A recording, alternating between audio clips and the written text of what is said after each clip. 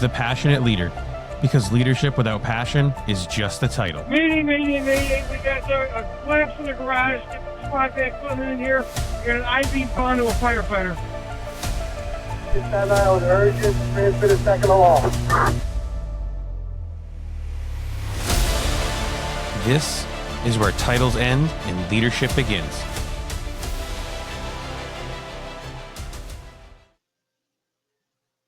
Ask yourself this. Are you leading people based on what the job used to be? Or are you leading them based on the data the job actually is today? Are your tactics grounded in tradition or grounded in evidence that saves time, energy, and lives? And when the heat is on, are you guiding your crew with clarity or letting the chaos of the moment make the decisions for you? Because today's guest has spent his entire career making sure we stop guessing and start understanding. Ryan Harris is the CEO of Fireground Analytics, a career captain out of Montgomery County, and a guy who has been pushing the fire service into a smarter, more honest future. Ryan is one of the voices trying to steer our culture toward informed decisions instead of inherited chaos. This conversation is about real change, real leadership, and what it takes to build the fire service that is better than we found it. I've spoken enough. Let's get to our guest. Welcome to the Passionate Leader, Ryan Harris. Yeah, thank you for having me. Yeah, man. It seems like we both work for the same training program now, Tri-State. Yeah. I'm really excited about that. We're both Tri-State cadre members. We'll see how. So I think they're probably closer to you than they are me. I'm up in New Hampshire, so it's going to be a little bit different for them to try to get me down there. But I mean, I will travel, and honestly, even being post bariatric surgery, I'll still travel for food. It'll be small amounts. I'll be a cheap date. So I love it. Nice. Is there anything in the intro that I missed or anything that you wanted to kind of add to it before we really get into this conversation? Nah, man, you're crushing it. It's all good. I love it. Well, guys, we brought Ryan on because he honestly understands some of the data-informed decisions that we need to make in the fireground and the fire service in general. And truthfully speaking, I think we still have a lot of people out there that are just kind of flying by the seat of their pants, the gut reactions and stuff. So with that, what was kind of the reason why you started Fireground Analytics? Yeah, so to jump right into it, the reason I started it was that I experienced a call, and the afterwards within my own jurisdiction really challenged me to the core. It caused me to think about why I'm doing what I'm doing. And, obviously that leads to what am I doing it for? And in that process of self-growth, I spoke to Nick at Fire Rescue Survey and did a lot of research on my own about, after this fire, we're all high-fiving each other. 2 victims within 11 minutes, Rusk on one, conditions that were legit, and in this fire service world we are in right now, I mean, you can go, even in a career department running 150,000 calls a year, you can go quite a while without being, on the engine, on the fire, in a position to make a difference. And, I was there. I was that guy. It wasn't time to talk. It was time to do. And what I've experienced since then was, a lot of being alone, not supported, the tailboard leadership, the Instagram handle. I mean, what they post on the daily is things that went through my mind, and how I was at, psychologically, just what are we doing here? Everyone puts life safety as number one. And then, trying to go through that process and look back at our own department statistics and data and what drives us, what makes us make the decisions we make, what our policies and all that. And, finding a lot of issues and a lot of questions that still remain unanswered, as hard as I push. And Mm. that roadblock within my own jurisdiction that tailboard leadership talks about a lot really caused me to think and sit back and say, listen, I was a substitute teacher. I was a float lieutenant captain, a float captain as well for 7 years. And so I was already on my own basically. And so I just had myself to deal with my own thoughts, good or bad. But I was like, listen, this is bigger than me. This is the fire department that we're in right now. Everyone wants to go to the fire. Everyone wants to go put the fire out. But if you look at what Fire Rescue Survey has out there, and side note, they just created like a 6 podcast, I don't know, docu-series of the different guys that are part of it, giving their take on more or less the same information, and it's incredible. But what they're putting out there now really has you questioning what your policies are.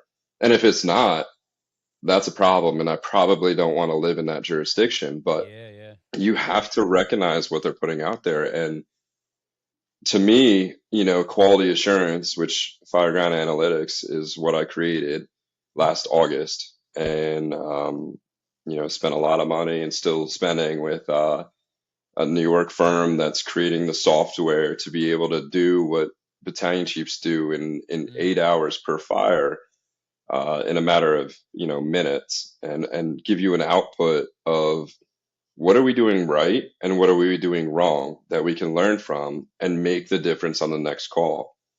The numbers that he just put out for the first week in 2026 was incredible. It's basically a rescue is happening, um, 12 victims per day, average there, it being rescued per day.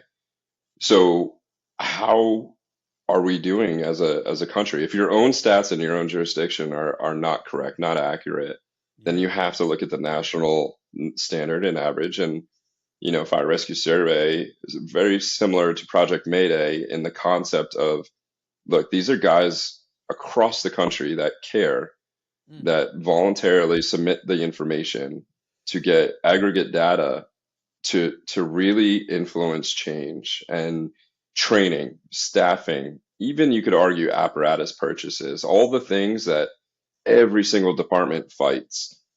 And what they need to make that fight is the data. They need the concrete evidence to prove what is going to make them better and how are they doing as a department performance wise. And so I pulled the trigger and I'm making the product. It'll be available in March, and I'm trying to get as many companies to sign on as a pilot program for free, because I believe in the mission so much that as soon as it's available, let's. We were talking about you getting the pilot program running. Hopefully it's going to drop in March, and you're looking for departments or companies to hop on board with you. Okay. Yeah, so the software is going to drop in March, and right now I'm trying to solicit across the country. I'm from New Jersey, so I understand how their departments and jurisdictions are set up. And now, obviously, I live in Maryland. Montgomery County Fire Rescue is where I work, which is a major metropolitan, DC COG. Fire department, 150,000 calls a year, 500 square miles, over static, 1 million residents, and then, with 270, 495, 95 going right through the heart to DC. Our population on the 9 to 5 is through the roof. So anyway, trying to get as many pilot departments on there with as much data as possible, being able to run it through the program and give them what they need to be able to justify their decisions, and really budgets, staffing, apparatus, everything is really the goal. I did just have a conversation with a chief in Canada, so I'm using AWS as well for some of the data storage, and AWS Canada is is very easy to link. So I think I'm gonna branch out to Canada as well, because Yeah. they're fighting the same fight. Oh yeah. You know, and it's incredible that, you know, the fire service, you know, even as much as like FSRI, you know, UL, coming out with in May of 2025, the playbook. I don't know if you had a chance to check that out, but they have Not yet. No. within the, it's incredible. I've been a state certified instructor for 10 years. Under the fire side, I didn't think I was gonna, you know, honestly, really take away anything from the fire behavior side of it, but they included modern data and research, which is the important part of the research, as far as face piece failures, and using the Baltimore City line of duty desk that they had on the front porch of the row home. You know, your high temp, everyone loves to quote 500 degrees on that, but it's really 280 that it starts to splinter, starts to fail. So, you know, taking, you know, the point being that they've recognized that it's 2025, you know, it's now, and we need to get this information out there so people can start making informed decisions. And that's really at the heart of what my program is, making informed decisions. Because you can argue all, you know, day and night that you're right based on data, but it really comes down to money, and power, you know, a lot of other factors that data doesn't really, you know, help with. Is pretty much the facts of what's going on. But yeah, getting them included and getting them involved based on reality, what's actually occurring out there, is the goal of this whole program. So hopefully they pilot, hopefully they like it, and you know, depending on their budget situation, you know, fiscal year for them, what that is, I'm willing to even consider the pushing of the free pilot to sync up with their budget, just to be able to make it easier for them to get involved and get on board. And you know, with EMS having COMAR restrictions, you know, you're working under a medical director's license, so there's quality assurance inherently built in with that, right? You can't just act rogue as an EMT. You have to, someone's going to hold you accountable, rightfully so. And then you have now, I don't know if your jurisdiction has it, but EMS billing, we make $35 million a year on it. So it's kind of a big deal. So we have our own EMS quality assurance on top of that. And they're, you know, daily. I mean, Prince George County, right next door, if you don't finish an EMS report within the shift, you're automatically on the statement of charges. It's that important to these jurisdictions. You know, EMS units on the road, it's the moneymaker, and we have no standard across the country on fire service. And if you look at what Brian Brush just pushed out with one of those videos, I mean, you're running fire civilian fatality once every 60 fires. You know, and to put the numbers in comparison to like 1980, you're averaging like 7 civilian deaths per 100,000 fires, and now in 2024, that average is 10.2 per 100,000. And if you do fireman math, that's 1 per 100. So everyone can relate to 100 fires. I mean, even though it's 30% of your call load, right, which is what they advertise, what they sign us up for. Hey, you want to be a firefighter, you want to fight fire, but really you're stuck on an EMS unit for years, which it's reality. We've all been there, especially now that it's the moneymaker. But when you're looking at 1 per 100, we need to know that we're doing the right thing. And if everyone's mission statement is life safety, property conservation, and incident stabilization, which you know, I challenge you to find someone that has anything different. Life safety, I agree with Brian. I mean, it should be life saving. Life safety makes you think about firefighters, and you know, one thing that comes to mind is the OSHA 2 out, and it's built 42 years ago by people that never talked to any firefighters. Right. So Like, true. how do you argue that? How do you hold me to that standard when Yeah. every 65 someone's dying? Yeah. I can't live with that. So No, dude, you're on to something. I feel, and what I love the most about it is, especially where we're at right now in the New England area, we still live on a lot of the because I said so kind of thought process. Or, I'll use an example of a small town department. The chief reached out, went to town meeting, is like, hey, we need a new truck. And somebody's like, well, how many hours are on it, how many miles, just asking, because people are, these things are expensive to actually try to, foot the bill on. And really there's no answer to it. And then, somebody's like, well, can you do something else with this? Is there another truck that can do what this truck does? And there's like, nope. And that's all you get. And it's like, dude, we live in a society nowadays where people, I like the phrase data validated. I know a lot of people use like data driven. And I know I've heard it somewhere during a class I took one time, and the individual that taught the class was like, data driven is good, but it really just makes it sound, in their mindset and the way they explain it, it kind of resonated with me, was that it was just, you just focus on data. That's all, and you're not really putting it toward anything. So with this, and especially with your stuff, you can use data to validate everything you need. Like, well, we need to get rid of this truck because, for every 10 pump hours is 100 miles worth of travel on the truck, or whatever the case is. It's just shit like that. So I mean, you're onto it, and we're gonna launch in March. How many agencies so far have we got signed up for it, and how many total are you looking to get? So I'm realistic about the whole business concept. I have a year and a half to my 20-year mark, and then 3 in the drop. Yep.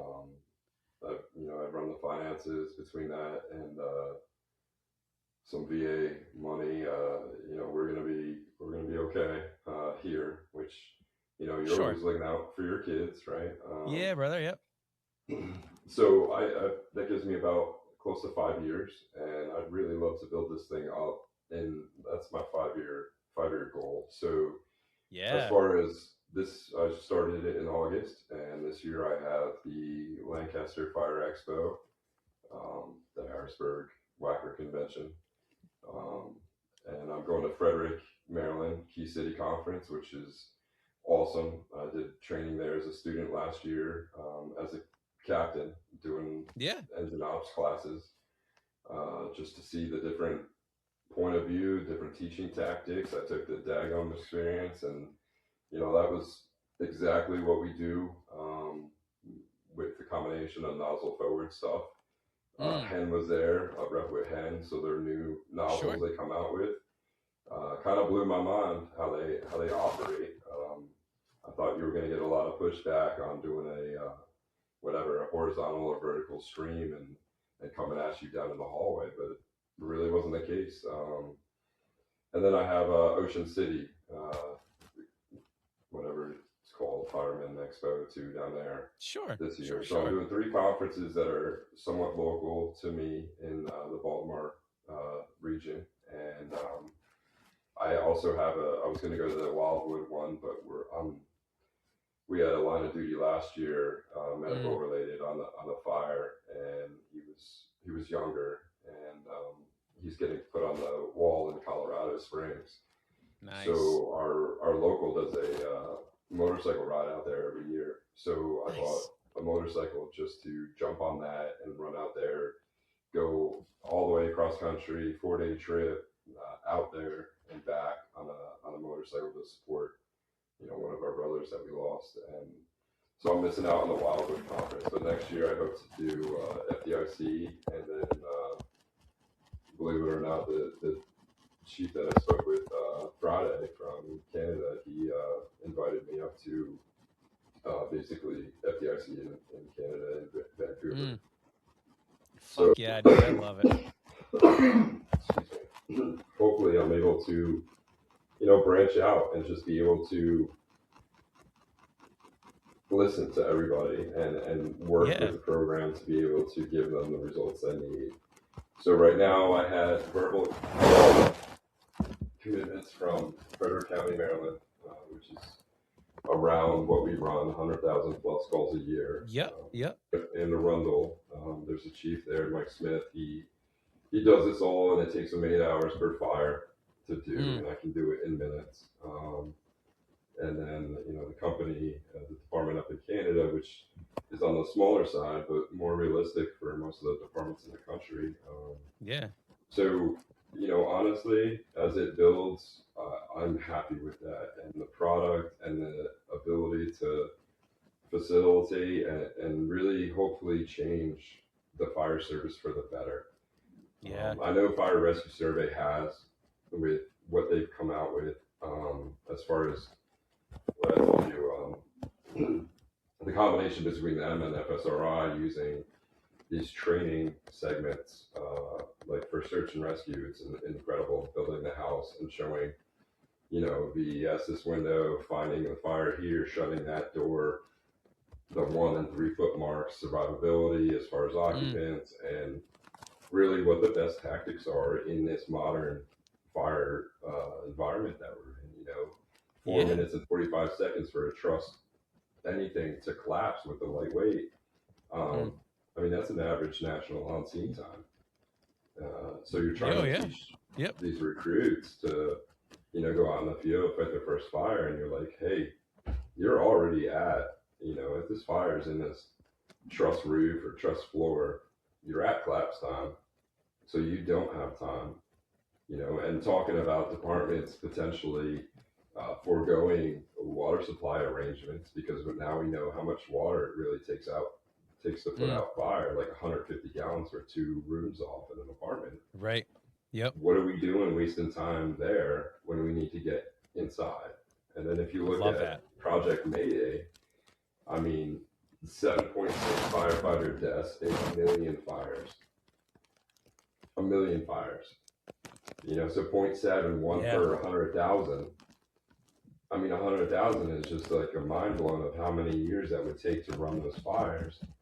And it's not reality. So, OSHA 2 out is not reality. We need people inside these structures working alongside. We need search done as number 1 if we're putting life saving as number 1. And if fire suppression happens at the same time, so be it. But we need to really examine the tactics that prove effective and start moving away from, I signed a contract. Your life is more important than my life. Yeah. Right? Your house is on fire. I'm going 100%. And to circle back on the fire that started all this, 2 rescues, fire conditions, knock it, pull the victims out. Everyone did a great job, all high-fiving, and a week later we find out that our communication center, that many departments use communications as like the number 1, aspect of a victim rescue. If they're telling the victims to close the door, put a towel under the door, open a window in that room, get low. I mean, that is the highest chance of their survivability at that point in time. Before we start opening doors and worrying about flow path and, whatever else that is coming up in training. But that communication center was telling us on scene that we were on the call with the victim inside. And to me, that's, that little square, single family house fire should be low risk. It shouldn't be high risk. But if you take it in that high risk category and then you say they're alive right now, at this point in time, they're alive and they're telling you, and it's coming over the radio, there is no other, to me, highest risk, highest reward. That is it. And anyway, they patched the wrong call through. They were telling us on the radio that it wasn't our fire. And it wound up not even being related. It was a service call that some lady fell out of bed and just needed help. And there was 2-way communication going on. And it really it threw me, it shook me. I couldn't get anything changed in policy to prevent it from happening again, which is one of the biggest failures of the fire service, right? We run these NIOSH reports after NIOSH reports of the same thing over and over again. not taking politics out of it, but it's always accountability, communications, the same things over and over again. And if we're not making the policy changes to save lives and prevent lives from dying, I mean, what are we really doing here? So yeah, brother. No, that's where I'm at, man. I'm stoked. I really, really am. One of the things I want to circle back on it was the concept. And so background story of my agency, we're a combination department. Generally, we're more volunteer than not. So in our neck of the woods in New Hampshire, we're mostly volunteer departments. And a lot of departments put a ton of emphasis on establishing water, not necessarily establishing water before initial attack, but that's like, that is almost second or third priority, immediately upon. And I love the fact that you can back up with data how much, little water we really do need to actually put fires out. Now, granted, if we're already 7 to 10 minutes into that, but a lot of it is, with these new water mapping trainings and stuff, we can really prove just how much water we really truly do waste putting into, building fires and stuff like that. So I think you're onto something huge. And I feel to kind of bring it full circle for like the, changing policies and shit, that stuff, I think you'll be able to see changes come with that through your hard work with Fireground Analytics, because if we're going to be able to go to administrators and be like, hey, look, here's the shit that proves that this SOP or this policy or, guideline is outdated. It's following old archaic ideology. So what you're onto it, it'll be a labor of love for damn sure, but I think it's going to definitely pay off. It's going to pay dividends in the end once it's all said and done. I really hope so. Like I said, I had dinner with a National Volunteer Fire Council member last week, and sweet. Thursday. And I was in touch with him in 2023 because I had a bunch of I'm a two-time occupational survivor.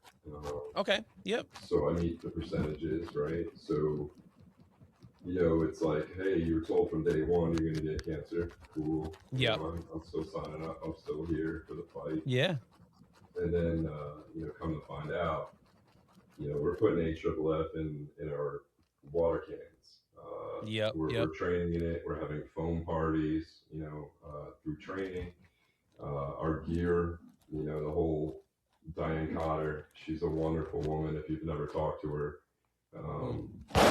But she's just, not accepting that, 30 years of Worcester Fire Department, like getting cancer and then boom, having it and not accepting it. And then also when they come out with PFAS free year and then not accepting that and putting that, in your face of, hey, you're legitimately lying to us about it. Right. I hope that the class action lawsuit just crushes these companies, but it's not going to. It might get me a pool, but it's not gonna make me a billionaire here. But oh, of course. Anyway, with those types of things going on in this service, you constantly have to question, am I doing the best for the people? Yeah. So, the water mapping is absolutely correct. It's not how much water, it's how you apply the water.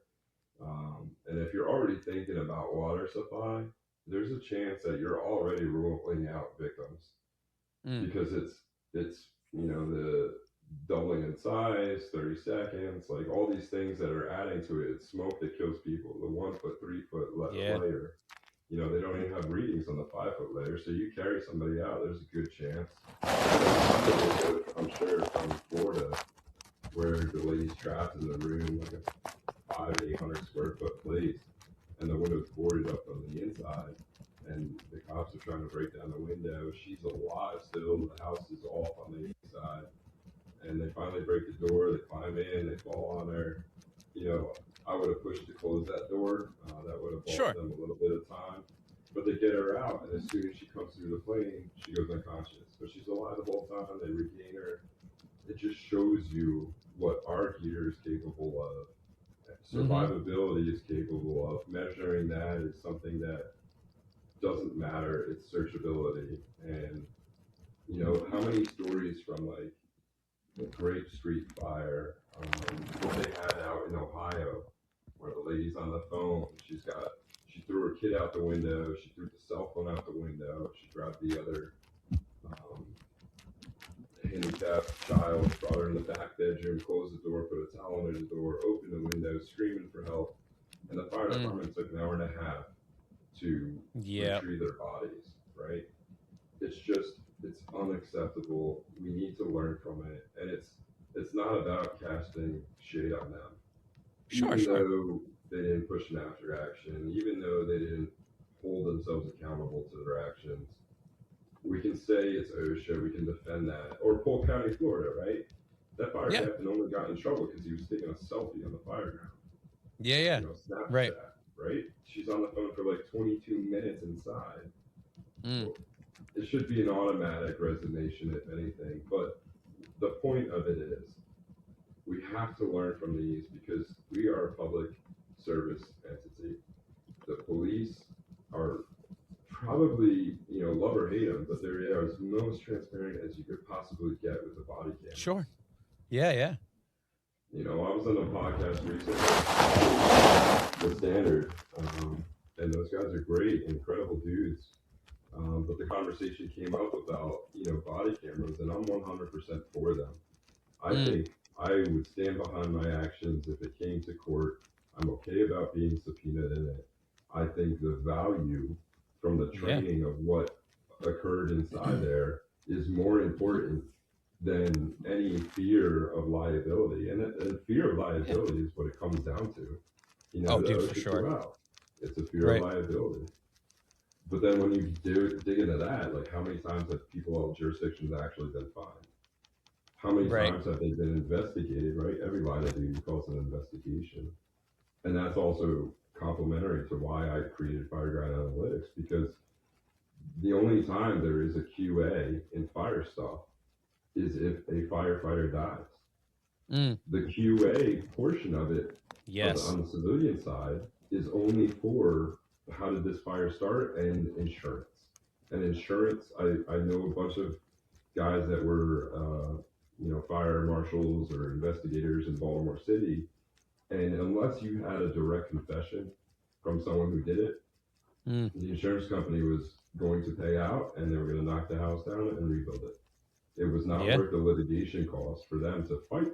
You know, the guy was standing there with the gas can, laughing, with a lighter in his other hand, but he never said he did it. So it's not worth it for them. So we needed something, and hopefully people can see the affordability in this, willing to work. It's a single entrepreneur just trying to make a difference in this field that I love.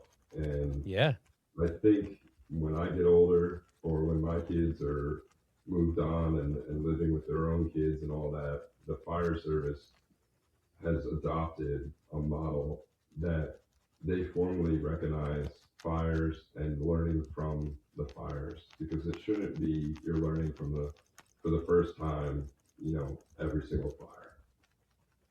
Right? I love it, dude. That's what it comes down to. Yeah. Where have you seen, so like in the fire service, you know, by and large, obviously you are coming in to fill a giant void. But where are you seeing, I guess, where we might be getting it a little bit right currently in the fire service when it comes to, you know, using data and stuff like that? Or are we not yet? I guess is it a rhetorical question, I suppose? Yeah,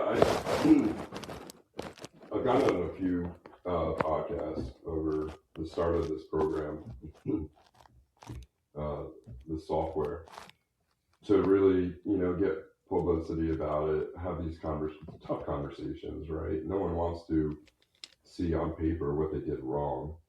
And one of the biggest things of adopting a software, I mean, when it comes down to it, it's really modeled after what Fairfax has already done. They've created their own money with their own IT and their own infrastructure to create a quality assurance for them. And it's Chief DeMillo, all credit to him. And it's his master's thesis is publicly available. You can read about it, what they went through to develop it. But it came down to officers wanted to know what they were doing right and what they were doing wrong. We have people that are coming up. You know, I see who we hire these days, but as an officer, I see the change where they do want feedback. How their system got adopted was their operations chief came out and said, listen, we are doing this program. I want you to adopt it. It is 100% non-punitive. Period. Yep. You know, and they just went unionized last year, and that's how you get the union to endorse a program like that. We are not going after you. We are a learning environment, department, whatever you want to call it. But if we don't have the data to learn from, we're not learning. We're bound to make the same mistakes over and over again. And that was part of it. And then you look at where the fire service is right now. We're in a new environment of what's on fire. And from day one, I got into a ridiculous heated argument on Facebook. I guess I was probably too bored than I should have been. It happens all the time, dude. I do it myself. Some days I'm like, man, I just feel like arguing today, I guess. I bit it hard, and the argument was over. What it came down to was I was arguing that time is the enemy, and I've adopted that into, I guess, my motto for the business as well, and that's why it's an hourglass. It's just that I don't believe it's firefighters. I don't want to believe it's our training. I don't want to believe it's our apparatus or any other factors. It's just time. So how do we fight time? Well, we have to measure what we do to be able to say if we're headed in the right direction or say we're in the wrong direction here, and we have to train to get that better. Every morning we mask up with our gloves on. It saves time. Our gear is half in the rig, so we're on the road quicker. We're on scene. We already know our assignments as far as my engine company, what we're doing, and we know the time it takes to save a victim. Sure. So as a fire service as a whole, I think there was a chief on the Grass podcast a while back. He said it perfectly, and I completely agree with him. Not that he was from New Jersey, but I just agree with him in general. I would rather have been coming up in this fire department that we're in right now versus when I came up, because of guys. I don't call them companies because they did and do a lot on their own time, and they are just passionate about the calls from Fire Rescue Survey and Project Mayday. Those, and UL and FSRI. Those guys, for FSRI to see the need to put out their playbook for people to understand, hey, you're changing SOPs, you're making new SOPs, whatever. Look at their, nerd scientific data in application, and how can you make that into your policies? Because this is actually what's occurring. Yeah. Forget everything you've learned before. This is it. Do something with it. And, Fire Rescue Survey, it's like you got 8 minutes from on-scene time to finding the victim and removing the victim. That's it. Everything after 8 minutes, it's downhill. Period. Yeah. So I know kids are great, but if you're not finding them and if you're not removing them, you're kind of failing. And is it your tactics? Is it your policies? Or is it training? Something we can change. Yeah. And if change is possible, you can't resist it. Everyone signed up to do this. They put their lives on the line. They put life safety. They agreed with you that life safety life saving is number one. Yeah. But let's look at it if we're actually putting life saving number one. Are we putting emphasis on water supply? Are we putting emphasis on 2 out? Or are we getting bodies in the structure? Because bodies in the structure also, Project Mayday proves that's what saves firefighters. Yeah. So if they're proving that, and they're proving time is the enemy, what are we doing here? And I think fire service as a whole is better now. And I think the more lectures these guys do with the raw data that volunteers are willing to give them, and they're willing to compute, and they're willing to educate and talk about, and if we're willing to circle back and listen to what they're telling us, all we need is policy changes. Because I know in training they're changing. We're doing it in our own department. We got a whole floor now that's the ability to smoke it out. I was big on making tire cutouts. You reach out to your local tire dealer, they'll give you the free inner tubes. You cut them out to black out your shield. But now we're beyond that. We have smoke machines. We have a mock-up apartment. You can overlook to watch them search. And we have a 1 foot, 3 foot stick mark. And we're doing that on a daily basis with the new recruits. Yeah. Because that's how you inflict change, is starting there, because it's harder to do with the guys that got, 10, 20, 30 years on. Yep. So 100%. I do think that the quality hires that we have, advertising and recruiting is a whole nother ball game. But the quality recruits that we get are getting the training that I'm okay about living here with those guys with those skills. Yeah. Dude, there's a lot. So I think you're spot on, because I would fully agree. If there's going to be any one regret in my career, it'll be that I missed out on coming up through this new why generation. Why do we do things? And where your stuff really comes into play is it proves it. This is why we stay low. This is where why we're not dragging our victims, doing the old, emergency or the Chicago fire over the shoulder drag. And, because we were putting people in, in that layer. And it's great because, back in the day, I'm not sure how it was for you when you came up through, but I know for me, there was a lot of, well, because I said so, and stop asking questions. And it's a very, what's I'm looking for? It's a reinvigorating group that we can see in the fire service coming through, where they ask the questions like, hey, why this? Or what's even better is when they come with suggestions and like, well, why don't we do it this way instead?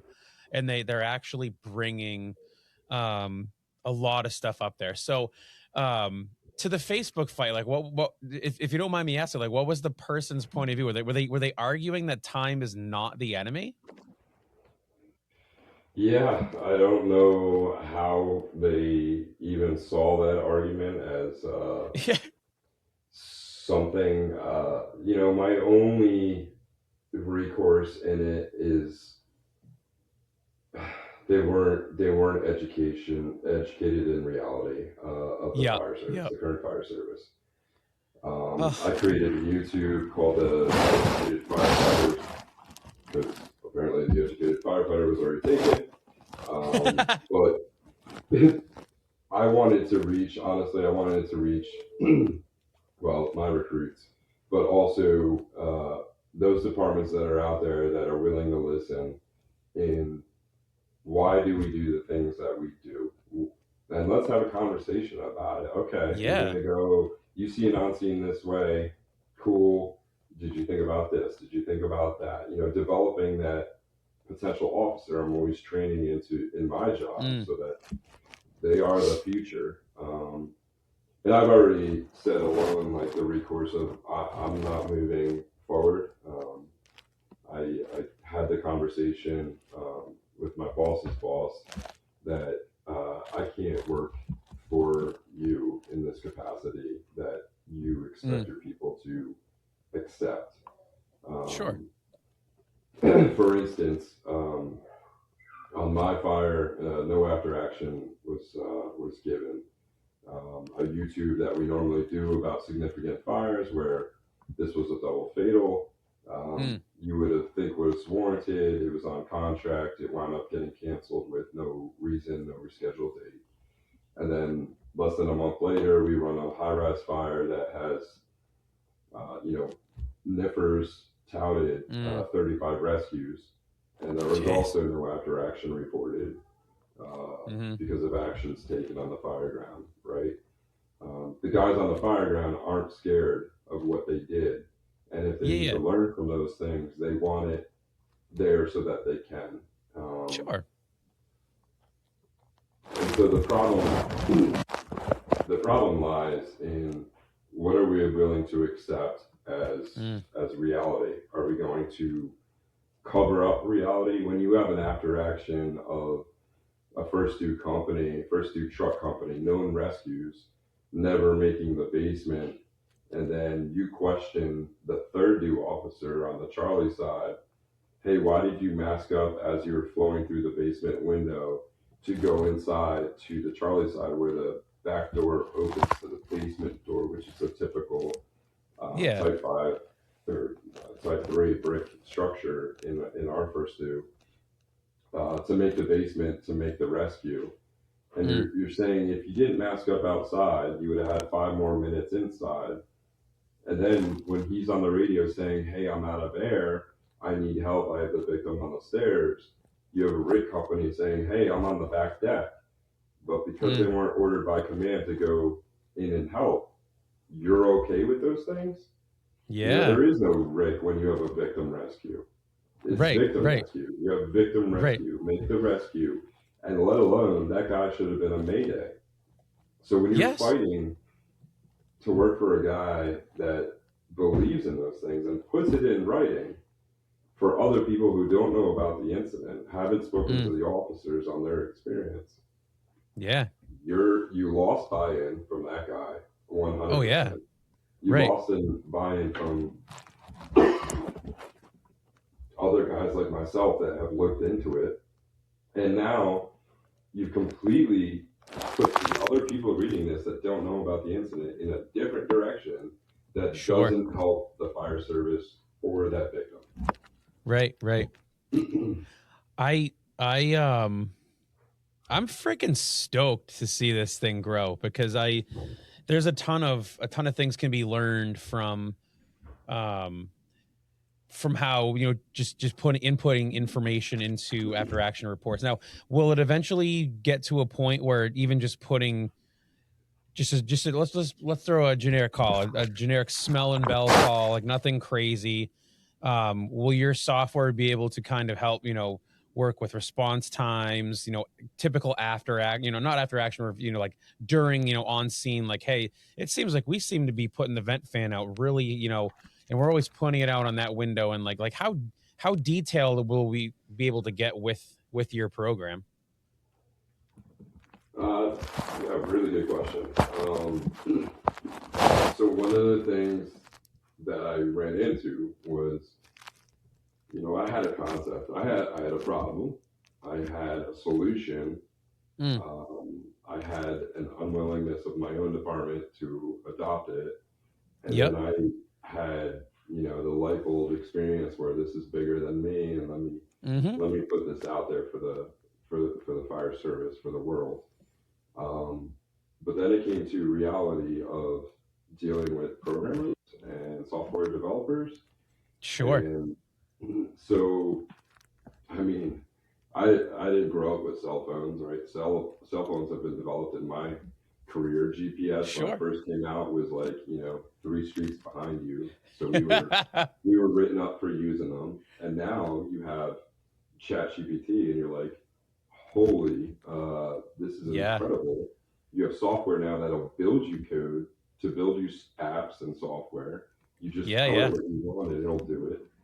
So I use a lot of those things, and I use one that built me my program so I could use that as a demo to send to software companies to say, this is basically what I want. And so I had multiple bids, and there's a lot of issues with that, with outsourcing and what have you, cost.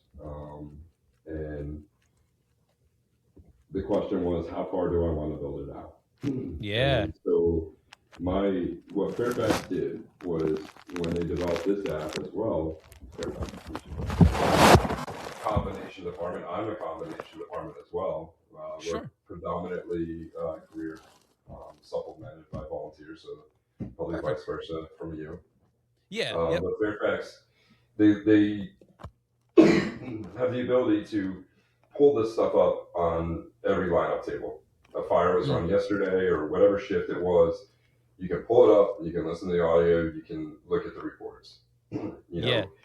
Just like everyone else, green is good. Did you do this? Red is bad. You didn't do this, or whatever. Fireman simple. But the officers were like, hey, I would like more feedback on incidents that you're exactly talking about. So my goal after this build, which is going to produce I call it sync point, but it syncs because it brings all of the data together. The CAD information, which is pretty much automatic. The audio, it transcribes it, timestamps it, puts that in there. And then I have an app that does I call it a hot wash because that's basically what it is. Sure. But it asks the questions that the departments want answers to. Did you do it 360? But maybe you didn't say it on the radio, but did you do it? And they can check yes or no. It's very simple. It's quick. It can be offline, and then when they get Wi-Fi, it all syncs up. So I called it Sync Point.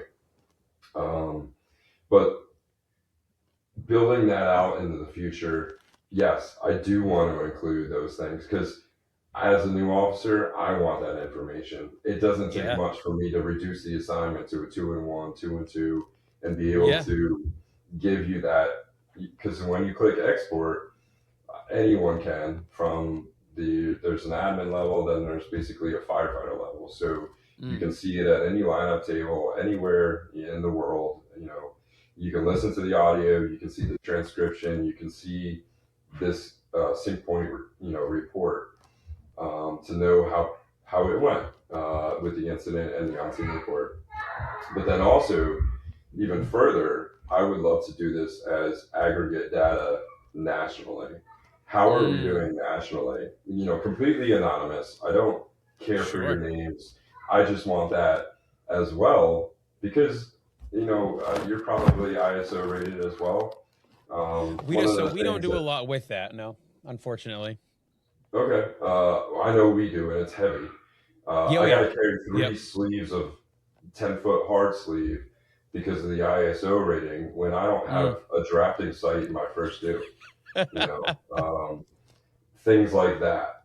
Sure. Water rescue equipment on my rig all the time. It's other jurisdictions have a hose clamp still because that's 50 points. Okay, sure.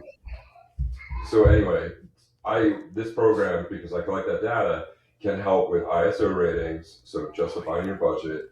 It can help with. I also offer grant writing. So I can include this in the grant writing to basically this program will pay for itself. So it's at no cost to a department on top of the free, however we work it out, pilot program. So again, trying to make it affordable, but collecting that national aggregate data to show ISO ratings stop when you arrive on scene. So I have a tower ladder in a town in my county where 36 firehouses that doesn't have anything over 3 stories. Okay. Why is that tower ladder there? Right. The only reason that tower ladder is there for ISO rating, that a tower could, if it was in quarters or near there, arrive to your scene within 15 minutes. And that's ridiculous. Where should it be? Well, there's 15 high rises 5 miles down the road. It should probably be there, but because of ISO, it's here, and that lowers tax basis, for costs for residents. And I get it, but it's not. It's data informed, right? It's not data driven on that one. Yep. So anyway, collecting that national aggregate data is everything past what ISO does because no one collects that. And just for your reference, there is no company that does this type of quality assurance. It doesn't exist. I tried to do it. I tried to do pitch decks and all the other investor things that are out there. And no one does what this does. And I also, because I love those guys, the Fire Rescue Survey, Project May, if any incident occurs that has either one of those in it, I will link up to them, them being willing, and automatically give them the data that they ask for both of those resources, so that a jurisdiction runs a Mayday, boom, Project Mayday has that information. Or boom, sweet. There's a rescue, Fire Rescue Survey has that data, because I know how long it takes to do that application, and it does take some time and commitment, which is valuable and admirable. But if the software can do it automatically, we are helping out the National Fire Service as a whole here. And hopefully between all of us, we can push the envelope to something that you and your kids feel comfortable and safe in, rather than relying on the mutual aid companies agreeing with each other, getting dispatched, who shows up, what they're trying to claim as far as OSHA or heavy fire or fully involved. All those things are, let's just get down to the FSRI facts about fully involved. Okay. I could go on for days about that one. Yep. But yes, I will do that for the 2-in-1s, the adaptives. I'm willing to let this grow as far as I can to help. That's it. Yeah. Dude, you clearly have found a void in the fire service that we definitely need to fill. And man, I love, I'll go off on a small tangent of my own about this fully involved stuff. When I do our scene size up for our guys at the firehouse here, I'm like, there's no such thing as a fully involved structure fire. And like, yeah, it is. I'm like, so I'll show them like 5 or 6 different pictures. I'm like, fully involved. I'm like, yep. I'm like, nope. So here's the deal. If there's one part that's on fire, there's probably an equal part the same size that's already burned up. So that's not fully involved no more. Like this well involved. And granted, it's semantics, but I'm like, there's a big difference. Or we'll get car accidents, and we like to use the phrase, entrapment. Well, sometimes they're not entrapped. They're just confined because the car is on its side. So they're not trapped in their car. They just can't get out. It all plays down to it. And you hit something, the 360 concept, right? Like, did we do it? Did we not? Probably the best data driven or data validated thing I can say is one of our firefighters actually called the core of us officers out for not doing a 360 regularly. And I got to tell you, man, it was, some took it a little personally. As soon as he said it, I'm like, damn, man, I like reached back and I gave him a high five. I was like, fuck yeah, dude, you're right. As somebody who offends that all the time, I'm like, man, that's the shit we need to hear. And I think through your program, people can start seeing that. Did you say it or did you do it? And if after a while, if people start realizing, man, we ain't checking the boxes, it's going to be, shit or get off the pot time, dude. I freaking love it, dude. That's right. I did do a ton of hot washes where, the command vehicle parks under the power lines. Second dude doesn't pick up first dude's hydrant. A bunch of there's a guy on the front porch with his helmet on fire. There's a bunch of issues. You go to the hot wash and the chief is disengaged or whatever, maybe from how she positioned or whatnot. But she's like, hey, I don't have anything for you guys. You guys got anything? And we've all just been battling this fire for, half hour, whatever. And we're like, no, if you're not going to talk about that stuff, I'm not going to spend my time. It's, it's 30 degrees out. So, it's that sender receiver concept. Are you in a position to learn? And, Chief Tamillo is an incredible man. And speaking with him, one of the things he does in his reports, which the jurisdictions that receive this can do as well, is like they send it an email of this report, how you did, and you open it and you read it when you're willing to accept that. You don't get force fed it. It's not, again, punitive. It's more for, hey, I really want to, it's 11 o'clock at night. I really want to know how I did yesterday. It's been eating at me. Did I really say that or did I not? And here you go. Now you know. And sometimes with the 360, I hear you because, you got an alpha quadrant, first floor fire. What am I doing running on a split foyer? I know it's not in the basement or, Division One, Right. and I'm going to the rear. Do I got to do it? You know what? I hold the guys behind me to that standard. I'm going to go do it. And Right. I'm doing it for, the continuity of the Fireground. It's our sacred ground where we own this house. We do our thing. And yeah, so that report gives you all that information. And, dude, I love it. Another thing that they learned about it too, excuse me, with these reports was that one was people were asking for basically more reports. So actually more of the 2-in-1s. And obviously this whole thing was non-punitive, but what they were able to do is create a level of trust. Yep.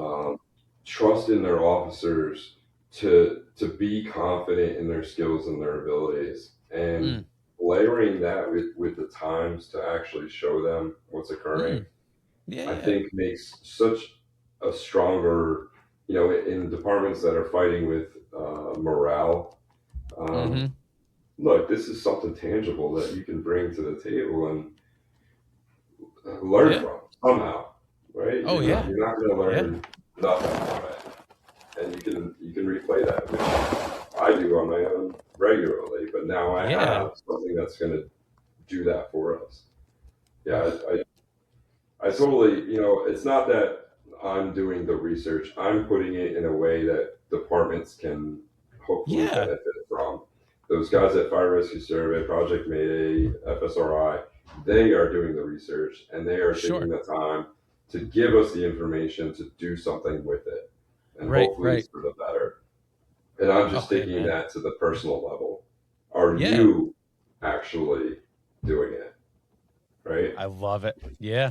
It's the gut check realities of are we doing the best that we can and to the highest level of which we promised our residents that we would.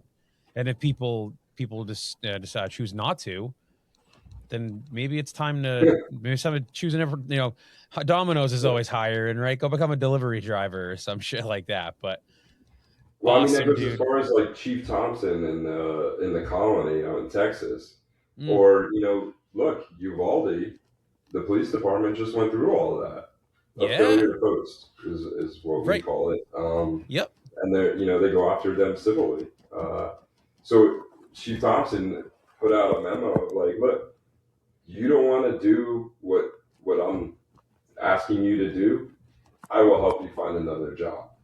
The police chief down in Florida was like, you don't belong here if you're not willing to put your life on the line. Right? So there are those extremes, but when you look at the data, when you look at what is actually occurring, it is that extreme. And that is what you sign up for. That is at the heart of it.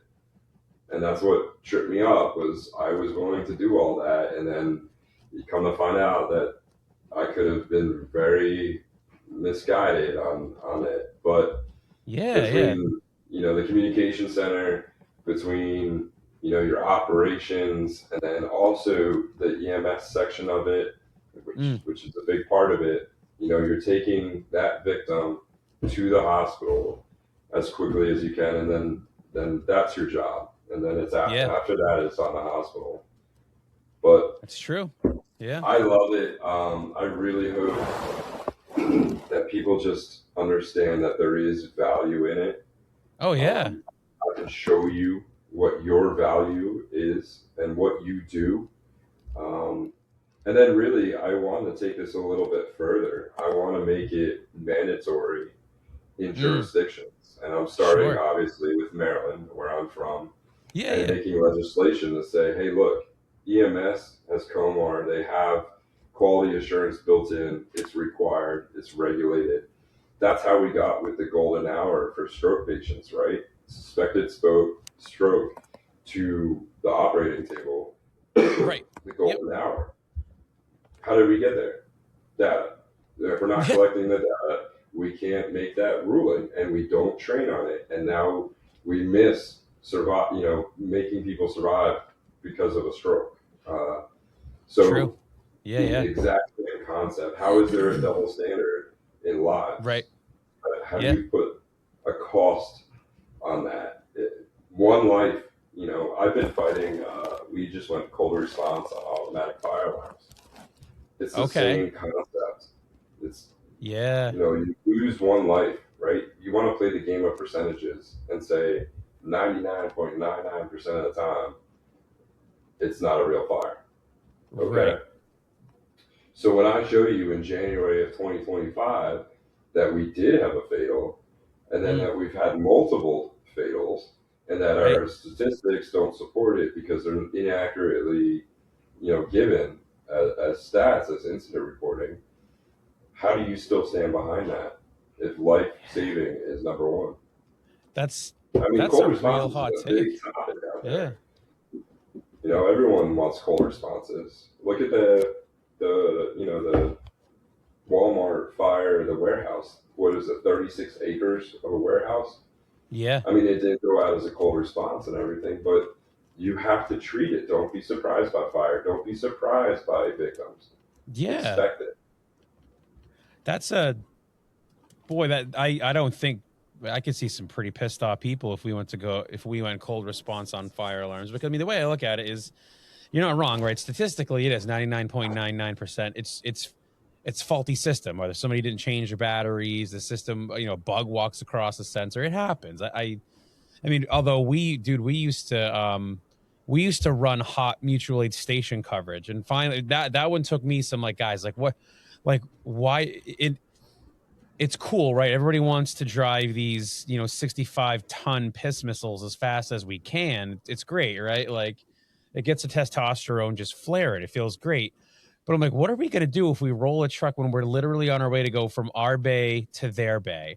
And nothing looks more ridiculous than when we go zipping through the center of somebody's town and pull onto the apron of their firehouse. Like, what the hell? We look like a bunch of jackasses. So that one I pushed hard to, I was like, guys, we need to be cold on that, because if not, again, it's the liability of what happens if we roll the rig. And now, granted, if we get bumped up from coverage to the scene, oh yeah, man, let a rip, Tater Chip. Like I bet you can't get the truck to flash one light before we get on scene. Let's see what you can do. Like back to the future kind of stuff. But it's I mean, because I've been in the back of a truck. Rest his soul.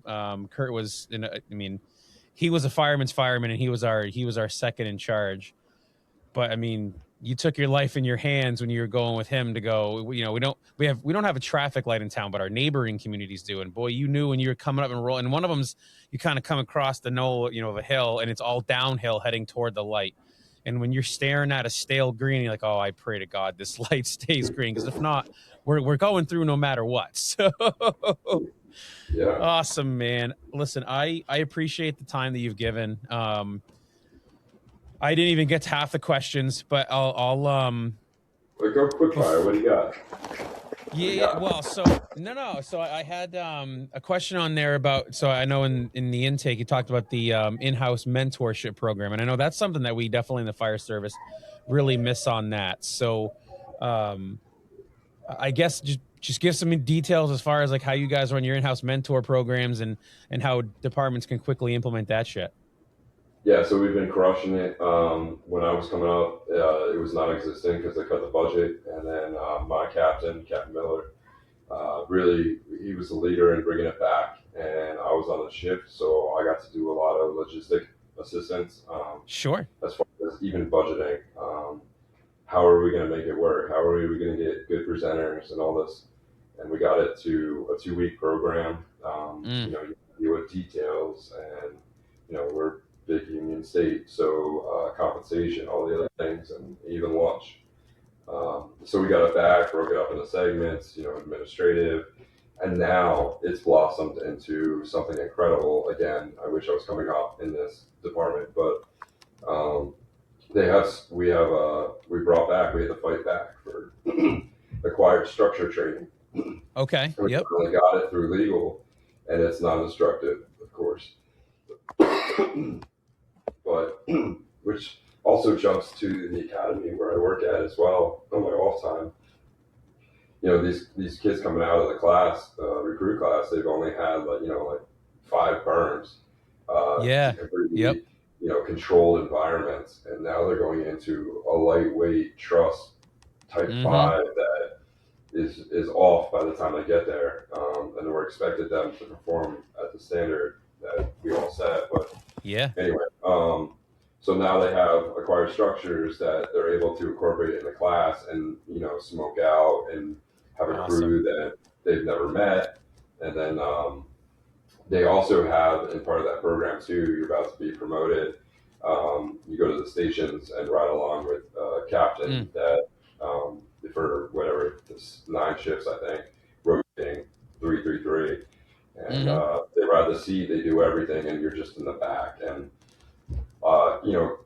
they also have a sim lab, which whatever, but it gets that basis going. You go a decent time without running fires, but leading somebody is a lot different, and they've done a tremendous job with it. So our accredited officer leadership academy is just tremendous, and the captain Masters, who's in charge of the mentorship, like, he's doing so much work on his own time to make this possible, and we're doing the best that we can in our constraints to give the officers the best option for success.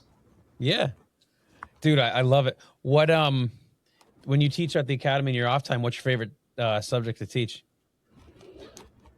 I teach fire. I grew up on the engine company, and I am a captain, engine company medic, ambulance. So that's my wheelhouse. I do love tying a good bowling, memory hands, all that stuff. But Fireground is what I teach. So I would have to say I enjoy a lot when we do, after the basic academy, we teach safety survival, and we teach engine ops and truck ops. But that engine ops, when they're there and they're like, why didn't you teach us this in the beginning? Yeah. And you're like, there's 100 of you, and we got to teach you flaking it off first before we can teach you, forward V or, accordion fold or, whatever it is, bundle package, stuff like that. But when they see that light bulb, that's what I'm there for. So whether that be in that position or when we're pushing down the hallway and the backup guy finally realizes that tripod position to be able to push hose and feel when they're flowing and know to keep going, that's what I'm there for. I love it. What's your favorite hose load? So my firehouse, I have a double shoulder load Minuteman. Okay. So I think, you're fighting older guys, right? Different generations stuff. Right? Hell yeah, dude. With the argument of it's too hard to pack, I'm not switching it. Oh, I love that one. That's my favorite excuse in the world. I literally have nothing to say to that. Like, that's failure to train. Like, where are we? Okay, fine, whatever. Every morning I will pull that off to redo it, but I finally got it adopted because we added like a 6-foot pony in there before the 200 feet. Right? Sure. A good idea because it gets you away from the rig better anyway. Gives you a solid 200 feet. But we do it on our single stacks in the back too. Yeah. A double shoulder load. The goal is to get as much hose as quickly as you can away from the engine. That's it, to the source. So we're a very urban department. So we have cars, we have bushes, tchotchkes in the yard, whatever it is. But you can move that hose very quickly. And that's probably my favorite. As far as we got a bunch of high rises and turning a flat pack, high rise pack, 100 foot into a bundle load. Yep. So just by flipping it, dropping it, charging it all by yourself, you can do it from the ground. I love that because that, to me, gives the fireman so much power to be able to control his own future right there. And if that's done right and you are efficient, my biggest push is being efficient. Yeah. Then you're the master of that. And if you can do that times 2, if you lose your medic and it's just 3 on a wagon, look, man, all you do is you prop it up and push it through that doorway, because that's your pinch point, and drop it down, and you're off to the races. Dude, it's so funny that you bring up people complaining. So we do a modified Minuteman. So of course, when we switched before, it was just, we were just flat lay. So, you know, when we just back and forth, and all of a sudden you have 200 feet, and it's a fucking ball of spaghetti at the side of the truck. So we finally had enough guys one day. We're like, can we try this? Like, we'll put in the time, we will train. And I mean, I give them credit, man. They put a few months of work into it. They looked into different hose loads, and they're like, we really like this modified Minuteman. I'm like, you guys, and the chief at the time was like, if you can do it and can convince people that it actually pulls off easier, it goes on the truck. So we do. Well, we don't really get very, very limited amounts of exposure to fires in our first due district. So we don't get a lot of hose. So of course, when we do have to pull it off, you get the older guys are like, I don't know why we switched to this one. This one's just way hard to say. Same thing, dude. Like, I have nothing to say to it. Like, just learn how. And finally, we had one of our, he didn't put in for our most recent round of officers, but he's gonna make a damn good one when he finally gets there. And he actually like drew a diagram like step by step for those. And don't get me wrong, there are days where I'm kind of like, oh fuck, is it this one that you switch? And I look at the board where Rob drew it on the dude, a good old fashioned green chalkboard. It's written on the back of the station. And I'm like, yeah, brother, like that's how you do it. Dude, it's awesome. Oh, we had man, to do the same thing. We had a 3-page document of the other shit. So yeah. I mean, one of our best advancements that we got was the removable trays for our cross lays. So it's just a matter of slapping a new one in. The downfall is we have the trays. We don't have additional hose. So, I mean, baby steps, I suppose. So once we get enough hose, it'll literally be, we can back on the apron, throw the new cross lays on. And as long as the tank water is full, generally speaking, we're ready to get right back at it if need be. Awesome, dude. Listen, I appreciate your time tonight. For those that want to, there's one more question I believe at the end, but I want to get your contact stuff in there first. For those that want to reach out to you to kind of get information about your product and how to maybe get enrolled in and get you on board to help them make themselves better, what's the best way to reach out to you? So firefighters.com is the website. I'm told that, a bunch of jurisdictions have IT departments that don't like random websites. Sure. That's something I'm learning curve through. Yeah. Oh yeah. Yep. Ryan or info or support at firegroundanalytics.com is the email. Perfect. I did just start a LinkedIn. Ryan Harris is the easiest way. Message me. LinkedIn, apparently fire chiefs don't respond to their emails as well as you think they will. So a LinkedIn sends them basically a Facebook message right away, and they are much more responsive that way. So I've been crushing the LinkedIn lately. That is out there. The Educated Firefighters at the YouTube. I have an Instagram, Fireground_Analytics. I have a Facebook, Fireground Analytics. Any way you reach out to me, I'm more than willing to work with your jurisdiction. Staffing concerns, the IAFF just put out the 2, 3, 4 person staffing apparatus.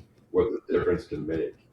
Ed Kelly he could probably sell me a car with no wheels, and I'd buy it. That dude's incredible, but as far as the fire service is concerned, he's going to push it in the right direction. And, the volunteer council, what you guys work with, Kevin Quinn, he's a tremendous resource that if you have issues, those are good guys to contact. But I'm out there, I'm available. I'll be on the East Coast doing some conferences. Awesome. FDIC next year and Canadian Fire Conference next year as well. That's so cool. I'll do is I'll on the video for this, when I edit it, I'm going to throw all the links up there, and then I'll put it in the bio and stuff like that for the episode, so people can get to the hyperlinks and all that. And then it'll actually be up on our website too. So last question we give everybody. It's our it's our send-off question, so to speak, before I close the episode out. What is your unadulterated and raw advice for a firefighter who's just starting their leadership or their path down the leadership journey, I should say?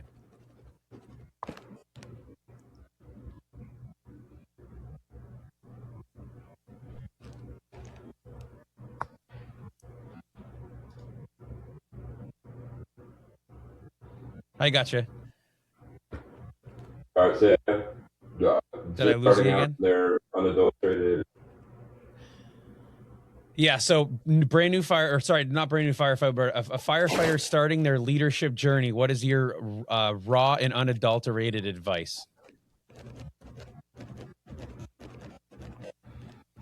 That is a good question. That's why it's the last one. Yeah.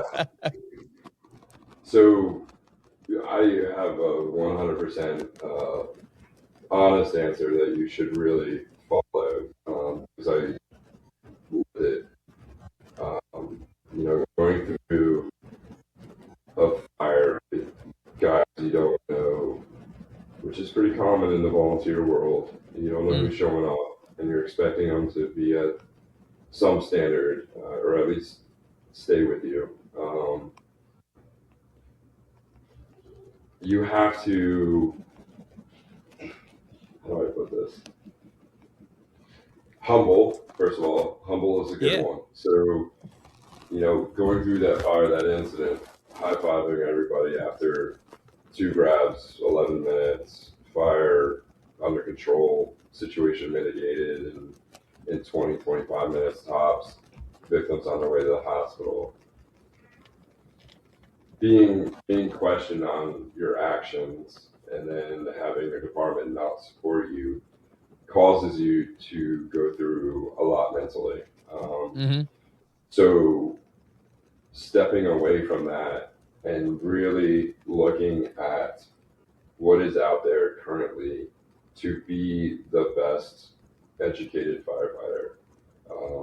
Not to coin that expression that I use on the YouTube, but sure. You have to be the most educated firefighter that you can, and willing to be humble in what you have done, and was it the best for the outcome of the situation. So currently, that would be looking, I would say 100% go through the 3 segments that FSRI has out there from their playbook.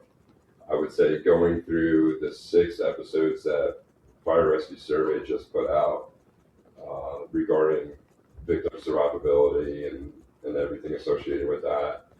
And then also keep in the back of your mind what Project Mayday has developed as far as what really saves firefighters, as far as drags, carries, tools, equipment that you carry.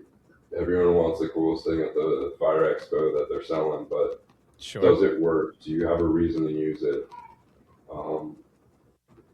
I go as far as every single lineup, which is every 3rd day, I show a whacker video. And it's not to critique what they do, but it's to develop my guys to, 1, take my role, but also be able to justify and defend their actions that they do on the fire ground. It really comes down to the morality, but it's also scientific based. Is your actions on an outside-in fire, by staying on the outside and hitting it from there, going to work when you don't know the victim status on the inside? Or are you going to cause a flash of the entire 1-story structure? And being able to defend what they decide to do. I think knowing the information that is readily available nowadays is the best thing that anybody can do in the fire service. Yeah. And the worst thing could be is to not watch any of that and learn from it. I love it, dude. Man. Well, that's I couldn't say it any better myself. As always, man, thank you so much for spending time with me today. It's always fun. I'm super excited to see where you're able to go with this. To our listeners, thank you so much for listening to us today in The Passionate Leader. If something today hit home, don't sit on it. Make sure you share it. Follow The Passionate Leader across all platforms and pull up a chair every Sunday night, 8 p.m. Eastern Standard Time on TikTok, where live conversations meet the kitchen table and real talk drives real change. If you want deeper conversations and first access to exclusive offers, consider joining our Patreon and step into the inner circle. As we always try to leave it, folks, be the kind of leader someone else is praying for, the kind of leader you needed when you first joined the fire service. And remember, lead with passion, serve with humility, and leave no room for bottom feeders. Until we meet again, guys, stay safe.